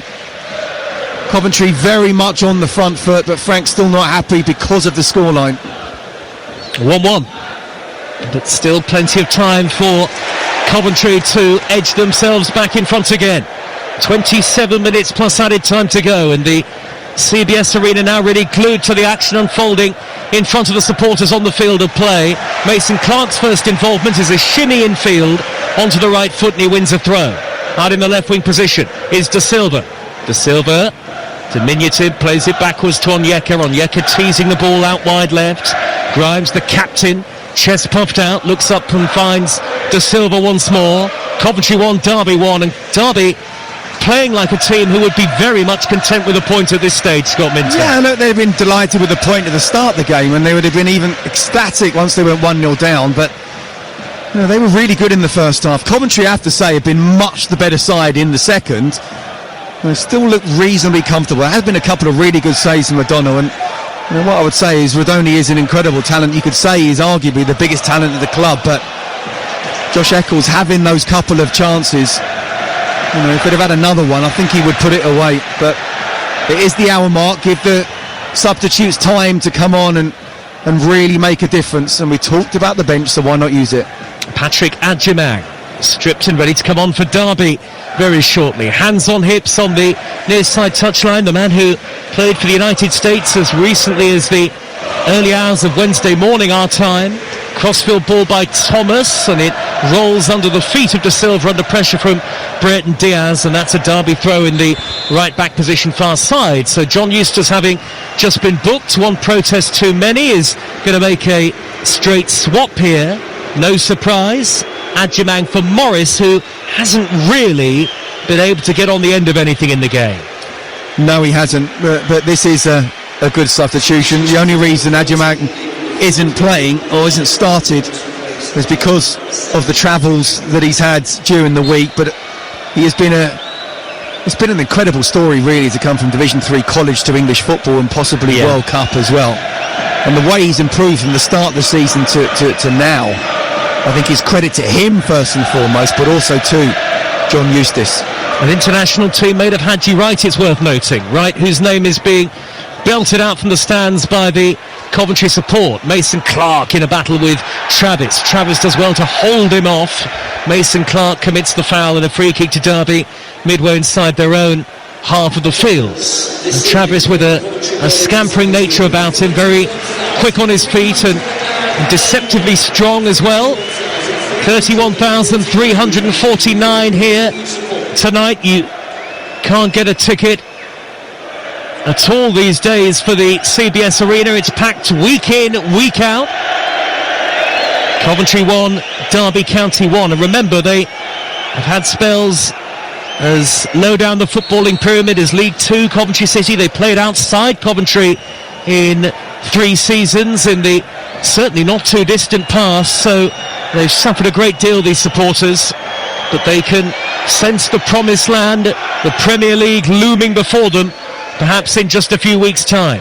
The ball bounces down in the Coventry penalty area. Merkin down by the dead ball line. Now he thinks he's won a corner, but goal kick is given by Tom Neild, the referee. 1-1, and we are heading towards the final quarter of the game, Scott Minto. So what excitement awaits us perhaps here? Well, I think Coventry have to go for it even more. They will want the win, they will want all 3 points, but that will give Derby the possibility to open up spaces on the counter-attack, and that's something which I'm sure John Eustace will be, well, I know he's worked on them many times. Quite a pragmatic manager, but has got them really well organised. Ozo adjusts to a foul on Yeka. My first instinct was that was really harsh on David Ozo. A 50-50 battle in the middle of midfield. On Yeka limps away. The referee certainly was in a relatively good position to see it. So were we, right in front of our Coventry box on the near side of the field. Kitching with the long sleeves for Coventry, square to Thomas on the halfway line. It's 1-1 live on Talk Sport. Reverse ball, Sakamoto. Van Eyck is after it, pulling it back across goal. Travis is there, can take a touch, control it and carry the ball upfield, rolling it up the near side left touch line to the burly figure of Adjamang, who held it up neatly initially, but Onyeka's there to win it back. Now there's a gut for Adoni on the edge of the area. Wide right is Van Eyck. Van Eyck with the cross, takes a deflection. Radoni is there, twisting, turning, and scoring! Jack Radoni! Off the bench for Coventry City! He is their man of the moment! And the Premier League gets closer and closer and closer after 25 years away. There are people hugging and kissing in front of us here. Such is the delight all around the ground. Radoni the super sub. Coventry 2, Derby 1, and the Sky Blues deserve it. Well, we talked about the talent that he's got. He's had some injuries, but Frank Lampard wants to get him on the pitch as much as possible. 60-minute mark, right, I need to make changes. And it's a little bit harsh on Josh Eccles in a way, because he had 2 good chances. He was getting in good positions, but he wasn't able to score that crucial goal. Well, that's how you do it. And Jack Radoni, he does so well because he's inside the box. There's about 3 players in front of him, and he shapes to shoot and then come on his left foot. Everyone goes for that first shot, and as he comes inside on his right, he takes the extra touch, and then it's a really good strike on his left foot, and he gives O'Donnell no chance whatsoever. What a talent. They could have done with him all season. If they had done, they'd probably be promoted by now. But that's the difference he can do. Brilliant skill, brilliant finish. How can Derby react to that? 4 in 4 for Radoni. And it really is at this point in the season that many of Coventry's key attacking outlets have found their form again in front of goal at just the right time, and Radoni is one of those. Player of the year in his first season at the club, and so many important contributions in his second season. Coventry 2, Derby 1. The Sky Blues lead again. The Premier League is calling.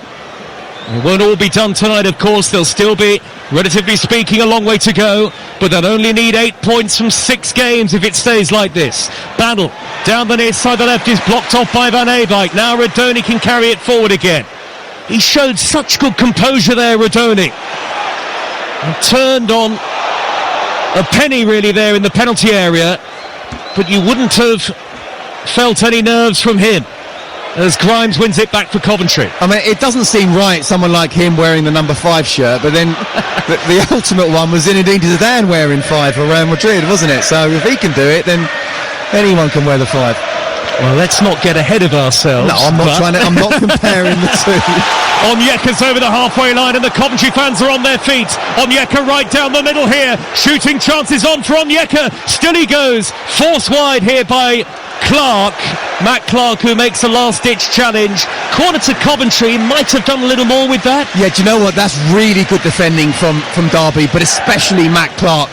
He's making one of those driving runs again, and he's looking up to try and play someone in, but he's almost being directed away from goal. He's not allowed to play that pass because he feels that actually I'm not going to make it. So he runs and runs and runs, and Matt Clark just shepherds him away.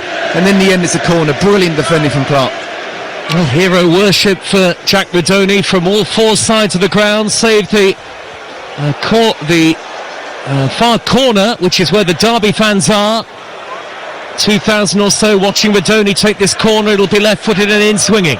Plenty forward for Coventry here in sky blue. They lead 2-1. Hoisted in by Redoni. Punched away by O'Donnell, who was fouled. It was an excellent punch by the goalkeeper, and he was caught very late as Derby prepared to make their second change with just over 18 minutes to go. Well, they need to do something, Derby, because they are very, very much on the back foot, and they have been so far.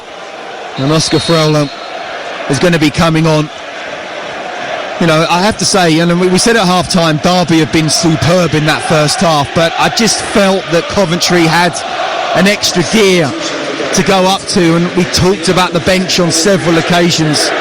You know, Frank did it. Frank Lampard has brought the players on, triple substitution on 60 minutes when Coventry were on top. But when you got the likes of Jack Redoni, you want to get him on the pitch as much as possible. Just a brilliant bit of skill, and that's something which the top players do. Even if they're not always involved in the game, they're able to just produce moments of brilliance, and he certainly did that soon after coming on. Coventry's next game in their pursuit of the Premier League is at Hull on Easter Monday, 8 o'clock kickoff. It'll be live on Talk Sport. Easter Monday, Portsmouth against Oxford first of all at 12:30, Ipswich Birmingham and Swansea Middlesbrough both live on Talk Sport 2. It's certainly a day to download the free Talk Sport app if you haven't already. Coventry 2, Derby 1. So Fraulo on for Jayden Bannell for Derby. They've had a free kick that they've taken quickly and rolled the ball up the left-hand channel. Adjamang was chasing. In the way is Van Ewijk, who smuggles the ball up towards Redoni. Redoni again turning on a penny there down by the dead ball line. He's held it up brilliantly away from 3 in Derby grey. But in the end it's Sakamoto who miscues, and he's rolled it straight out of play.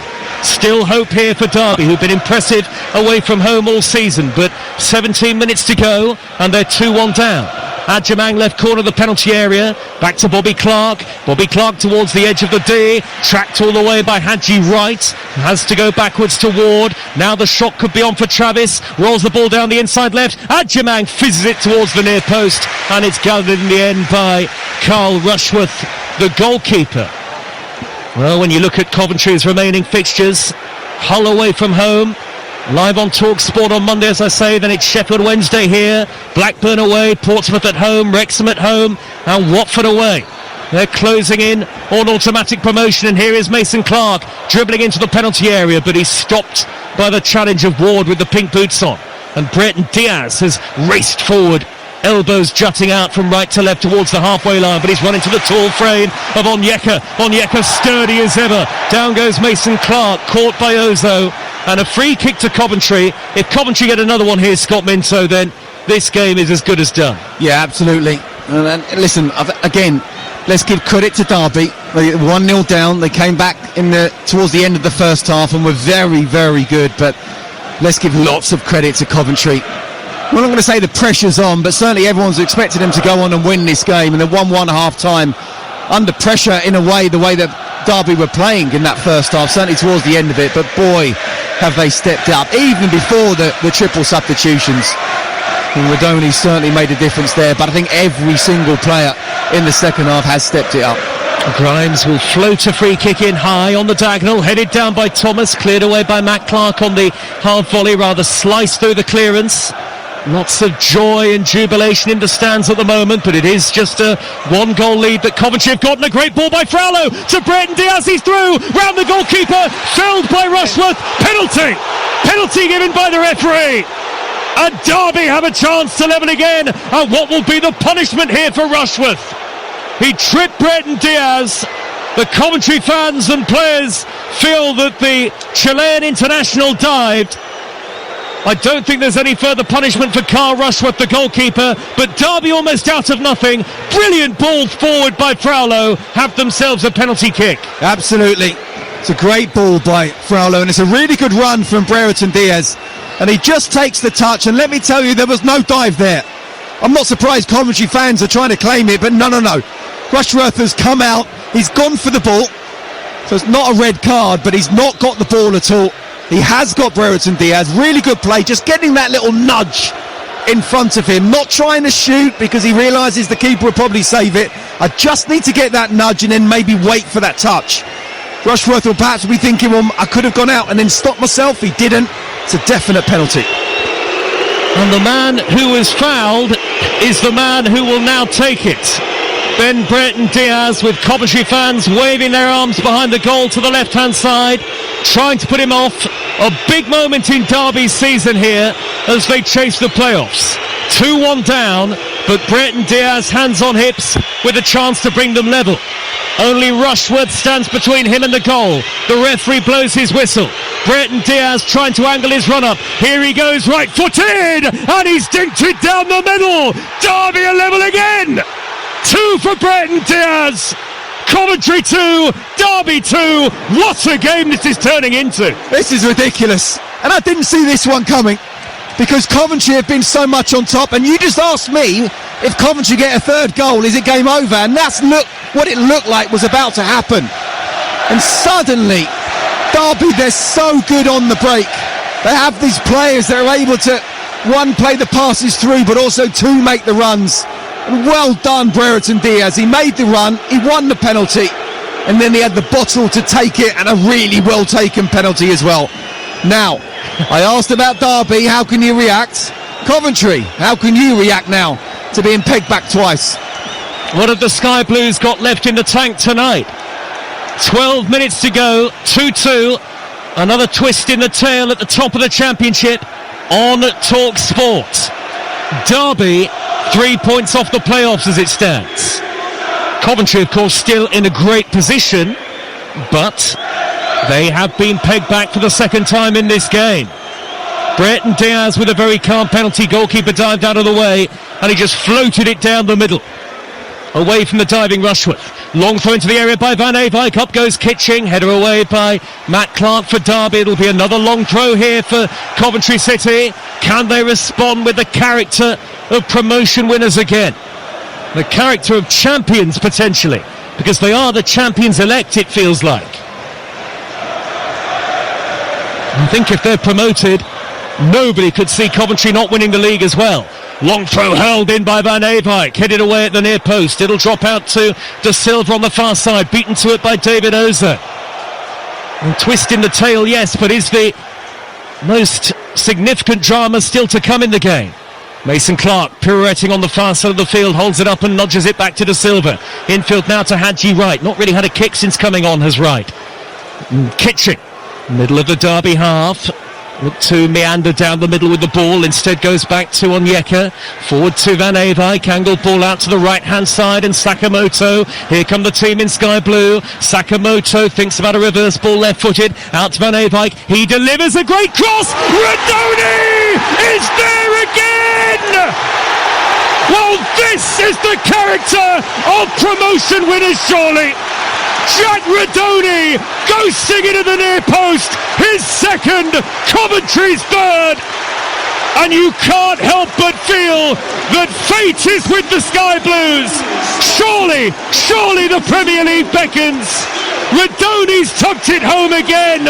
Once again he's the hero, and now can Coventry hang on for a third time in the game. They're in front. Coventry 3, Derby 2, and is that the end of the story?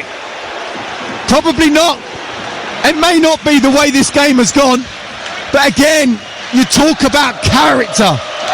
They've gone 1 up, 1-1, 2-1 up, 2-2. Can you come back again and make sure you win the game? I mean, the question I would ask is, how on earth has Jack Radoni got so much space inside the box? And actually, it's a really neat finish because he's made that near post run. He can't actually get proper connection on it because he won't get it on target. So he just lets it come off his foot and goes towards the far post. And the keeper's got absolutely no chance. Again, that's the type of thing that a player like Jack Rodoni can do. Brilliant. Derby were barely level for 3.5 minutes. There's a yellow card here for Adjimang for a foul midway inside the Coventry City half. Referee Tom Neal right on top of it, and the pendulum swings again, if you like. But again, it's brilliant from Coventry. It's brilliant from Rodoni. But that's such a bad goal to concede.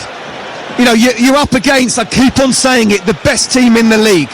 You've pegged yourself back from 1-0 to 1-1, from 2-1 to 2-2. There's 12 minutes left. Then make sure you're picking up inside the box, and somehow Rodoni has found himself with so much space. It's a wonderful finish. It's a brilliant finish.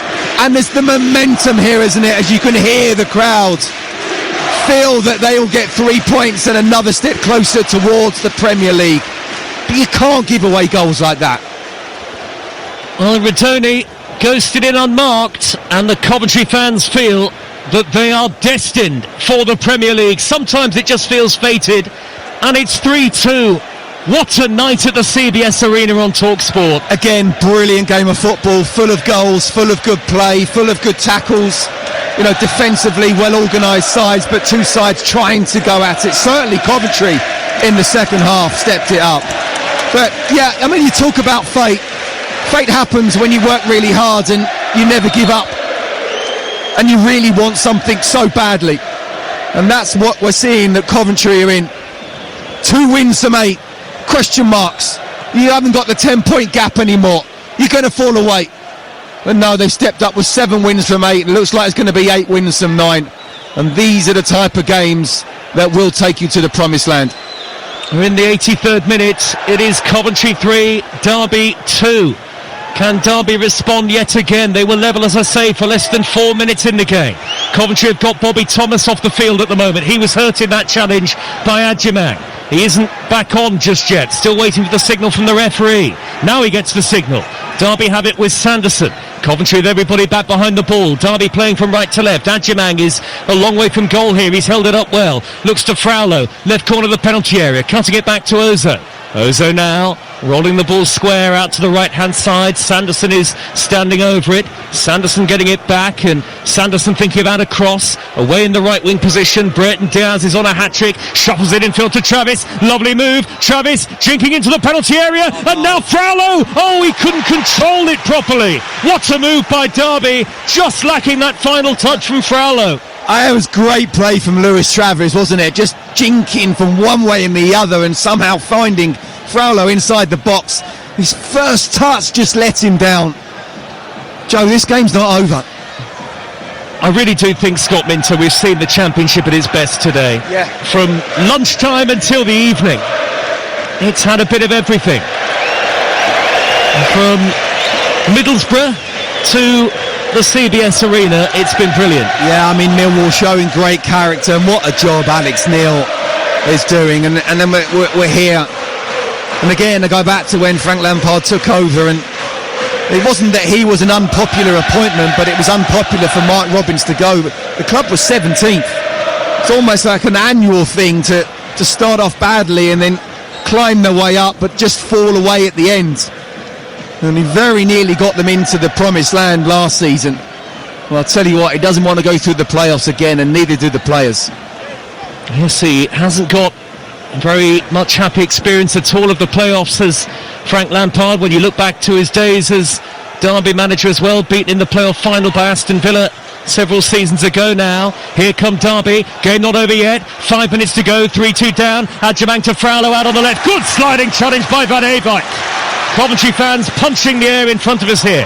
Van Eyck's clearance is hurried, doesn't travel very far. Ozo scampering forward, long-legged David Ozo. Fraulo trying to win it back off Rodoni, but commits a foul in the same doing. They're going to make a change here, Derby County. Young Cruz Allen, just his 3rd senior appearance, gets a pat on the back from John Eustace, and off goes Ozo. you have to say, Scott, you pointed it out a couple of times already tonight, but maybe the difference ultimately in this game, and the difference between a team challenging for automatic promotion and the league title and a team just outside the playoffs, is what they can bring off the bench, and I think we've seen that tonight. Yeah, absolutely. And look, we said it at the start, we said it at half-time. I just think, though, the whole of the second half, Coventry, again, as I said, they've got another gear to go to. I felt that Derby were playing at their maximum, but Coventry had another gear. And even before those substitutions, they stepped it up. But I wouldn't say all the substitutions for Coventry have made a difference, but there's one that certainly has. Here he is on the ball now, Radoni on a hat-trick. Radoni deceptively good with the ball at his feet for a very tall player. Down by the corner flag on the near side, the Coventry right, the ball is where Coventry would want it. Radoni trying to roll it infield to Grimes, but he's beaten in the middle of midfield, and now Derby can counter again. 3-2 down here, Derby. 87th minute, Adjamang taking on Van Eyck, and he's beaten him for pace. Van Eyck snapping back at him. Adjamang left corner of the area, cuts it square. Fraulo on the edge of the box. Fraulo lets it run across his body, then looks for Breton Diaz, and now Travis in a shooting position. Edge of the D here, Travis through the middle, cleared away, hacked away by Radoni, right on the chase, beaten to it by Matt Clark, who'll send it back to O'Donnell. Well, this is developing into something very thrilling now as Derby throw caution to the wind in their pursuit of an equaliser for the third time in the game. It is brilliant because Coventry are on the back foot, but it's because of the good play from Derby. Adjamang running into the penalty area, but not beyond Onyeka. Onyeka hoists the ball upfield over the head of Wright. It'll bounce beyond him and through to Matt Clark again. Suddenly it's all Derby playing from right to left under the floodlights here, and a nervy watch for the Coventry fans. And I just felt that Oscar Fraulo, just a minute before, instead of getting a touch that would set him up for a shot with his second touch, let the ball come across him, and then he had to play it back out wide again.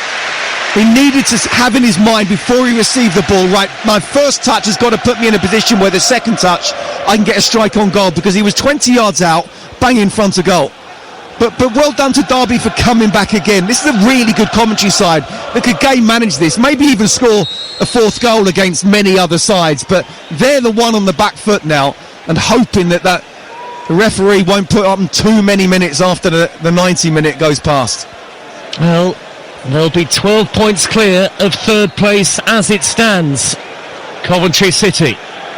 They would need 8 points to confirm automatic promotion. Remember, Ipswich have got 2 games in hand on the chasing pack. Cruz Allen, dyed blonde hair, halfway line for Derby, who are not done yet. Derry John Merkin, low ball in, cleared away by Thomas from inside the penalty area, only as far as Merkin. Time to deliver, diving header away by Thomas once more. Heroic at the back for Coventry tonight. We've got 90 seconds of normal time to play plus added time. This is Talk Sport. Coventry lead by 3-2. Travis to Bobby Clark in the area, back to Travis through the legs of Radoni, goes down, and there was nothing in that challenge. Radoni smashes the ball away, not very far. Matt Clark there, gives it straight to Sakamoto, and here is Wright. Wright has only got Sanderson between him and the goal. Right now into the penalty area. Haji Wright can seal it here. Sandwich in between 2 defenders. Referee says it's not a penalty kick. Great defending again, yet again by Matt Clark. And now the game is, it's like a basketball match, just going end to end. Coventry, while we're there, just try and calm it down a little bit and keep the ball. Well, I wouldn't say it's really suiting Derby, but Haji Wright had the chance there. I think, again, really good defending from the 2 centre-halves, but because they're going forward and trying to score that 4th goal, they're leaving themselves open for the counter-attack, and Derby have already shown they're very good at that. Well, Coventry don't really calm it down as a rule of thumb. They just look for more goals. Victor Torp for Matt Grimes, the captain, going off here as we approach stoppage time at the end of the game. Sports Bar Weekender coming next on Talk Sport. Stay with us to have your say on 03717 223344. Remember, Easter Monday, this time on Monday, 8 o'clock kickoff, Hull against Coventry. Hull ensconced right in the middle of the playoffs. We're going to have 7 minutes of added time here, Scott. I think the referee's enjoying it as much as we are. Why end it now? And gasps of disbelief from some of the Coventry support as Torp takes to the field There's 7 minutes of added time to be played. This is EFL Live on TalkSport with McDonald's. Order delivery on the McDonald's app from 11 a.m. 18 plus. Fees apply to delivery orders, subject to availability. Price may vary. The ball is clattered downfield by Thomas, and the header out of play by Ward. It'll be a Coventry throw. Left back position, far side of the field, and sometimes the queue of stoppages is the queue for many in the crowd to leave their seats, but that's certainly not happening in large part here at the CBS Arena. The Coventry fans want to see it through with their team. Maybe the most significant victory of their season so far is just 6 minutes away. 3-2 up against Derby County in a game that ultimately, from Coventry's point of view, will be a tale of the substitute. Redoni, who's arrived to give them the lead twice, and perhaps for a most decisive second time. Derby have given it everything, but they are about to suffer defeat in their pursuit of the playoffs. 90 seconds into 7 added. Redoni to Sakamoto. There are 2 balls on the pitch. Sakamoto midway inside the Derby half. Out to the left-hand side. Mason Clark into the area. Right-footed shot deflected! Over the top. O'Donnell was routed to the spot. It'll be a corner for Coventry. Yeah, and this is what Coventry want. By the way, there's not many people leaving, Derby fans or Coventry fans. Derby's still in this game, obviously. And Coventry want to see it out, but this is what Coventry need to do there. They need to keep the ball down the other end, take the time with the corner, take the sting out of the game. We've had, 2 minutes of the 7, and these 5 minutes are going to feel like an absolute eternity for Frank Lampard and the Coventry fans. Well, he looks to be keeping his cool on the near side touchline at the moment, Frank Lampard. Watching on, arms up into the air all of a sudden. Now he looks a little bit less calm. Coventry take the corner short. The ball is where Coventry would want it. Deep inside the Derby half, and Coventry are in possession with Torp, the substitute. First field touch for him, back to Redoni. Coventry lead 3-2. This is TalkSport. We've got 4.5 minutes of added time to play. The assistant is flagging for a Coventry free kick. Have they just about edged it, Scott Minto, for you? No, I think they've more than edged it. I think at half-time it was pretty much 50-50. I thought Derby played really well in the last 15-20 minutes of that first half. But I still wouldn't say they were the better side in the first half, because Coventry were dominant in the first bit of that, the first half. But I just think they've come out in the second half, even before the substitutions. I think they've stepped it up. And Frank Lampard has clearly said to them, come on, every single one of you need to do more and play with higher intensity. That's exactly what they've done. And again, we talked about the bench and how strong it is. Always had those options. Not all of them have made a massive difference, but you just need one of them to make a big difference, and Jack Redoni has certainly done that. They fully deserve to win this game. Well, they've successfully wasted about 30 seconds of time here, Coventry. Again, the ball is right by the Derby corner flag, exactly where Coventry would want it. Brereton Diaz eventually smashes it upfield and clear and away for Derby, but it's desperate times for them now. 3-2 down, halfway through 7 added minutes at the very end of the game. Fraulo sliding it in the left-back position, and he's able to clear upfield. Reverse ball headed down by Onyeka. Drops for Brereton Diaz in the centre circle. He'll float it over the top. Chasing is Bobby Clark, but Van Eyck should deal with this. He's got the pace and the physical strength. Quite a deceptively strong character, Van Eyck, in terms of that physical strength that he's got. Stout man. Not the tallest, but he was able to hold off Bobby Clark with relative ease, and it's a throw to Coventry in the full-back position with 3 minutes of normal time to play. The Premier League hasn't seen Coventry for 25 years, but this 2026 is surely going to be their year, and those hopes will be underlined if they can hold on for another important victory. It would be their 25th of the league season if they can get it. Derby still pushing for an equaliser. Plenty to play for them. Ward out on the right. Ward's cross takes a deflection. De Silva will prevent it from going out to play for a corner, and he'll hack it high upfield. Hadji Wright in a battle, a foot race with Travis, and the referee, I think, has given a throw to Derby out on the right back position on the far side of the field. Derby have got 2 minutes, 2 out of 7 added, to find a dramatic late equaliser here. The game is not done yet, but it is nearly over. Only the faintest of hope remains from a Derby perspective. Sanderson's angled ball out to the right and Ward. Reverse pass to Bobby Clark, taking on De Silva, trying to jink in field. Blocked off by Mason Clark, who clears. Foot race now. O'Donnell and Wright. O'Donnell, the goalkeeper, way out of his goal and was able to get to it easily. No great pressure from Hadji Wright. 90 seconds now remain. Coventry 3, Derby 2. Breton Diaz holds it up here. There's a hush around the CBS arena. A nervousness now as Breton Diaz turns and wins a free kick midway inside the Coventry half. Well, you feel that this is it, don't you?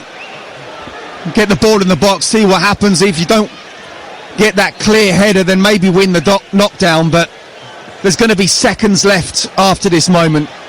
You know, fair play the Derby for coming back into it in the way that they have done, but that would be heartbreaking for Coventry if they were to concede here, but it wouldn't mean they won't be going straight up. It'd be a massive point for Derby if they can get something. Almost even more significant for Derby in many ways, this free kick. 40 seconds left, in by Joe Ward, really poor. Easy for Rushworth, who gathers into his chest. He thought about the quick release, the goalkeeper, but I think sensibly holds on to it. 30 seconds remain. And there are some Coventry fans on their feet now, urging their team forward. Derby win it back straight from Rushworth's clearance. The game is not over yet. 20 seconds to go. Kitching gets in front of Ben Breton Diaz and will chip the ball out of play. Throw to Derby, and this probably is the very last chance of the game. Derby are 3-2 down. They will stay 4 points adrift of the playoffs. Coventry are only going to need 8 more points to secure automatic promotion if it stays like this. Boos and whistles all around the stadium. They're desperate for the final whistle. We've had the 7 minutes. We have indeed. Long throw into the penalty area by Ward. Headed away by Thomas. All eyes are on the referee now. The ball bounces away to the left-hand side. Still we play on. Cruz Allen crosses. And Jimang is headed it wide. Under pressure from Van Eyck. He got the faintest of touches, but could only glance it beyond the near post. And that should do it for Coventry. Do you know what? The game, that sums up this game. That until pretty much the last touch of it, we didn't know how it was going to end. That's got to be it now, surely. And the Coventry fans believe they've got all 3 points, but boy, has it been hard earned. Very nearly nicked a point at the end, Derby County. A lot of credit they can take out of this game. But it looks like it's Coventry City that will take all 3 points out of it. The full-time whistle surely about to be blown. The home crowd are on their feet. Coventry lead by 3-2. And now you're going to believe them! Coventry City take another massive step towards the Premier League. They now need a maximum of 8 points to return to the promised land, and the top flight looms large for Frank Lampard and his Sky Blues. A 25th win of the league season. Coventry now 12 points clear of Middlesbrough in third place, and on a night that showcased the championship at its very, very best, once again it's Coventry who have enough to see it through. Jack Rodoni off the bench, ultimately the match winner.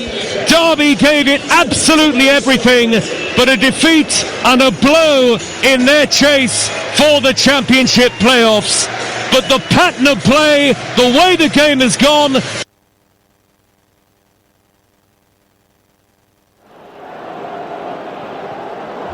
year. On to Hull they will go, live on Talk Sport on Easter Monday, but they can see the glitz and the glamour of the Premier League looming before them. The finish line is oh so close. The Sky Blues are nearly there. Onyeka gave them the lead early on. Breton Diaz equalising, in fact he twice equalised for Derby, who put on a very game performance, but ultimately Rodoni's 2 goals, the second of which provided the killer blow, and it's Derby now, a maximum of 8 points required to ensure Premier League football in this part of the country for the first time in a quarter of a century. A thrilling game finishes Derby, with Derby being beaten and a big win for Coventry. Coventry 3, Derby 2.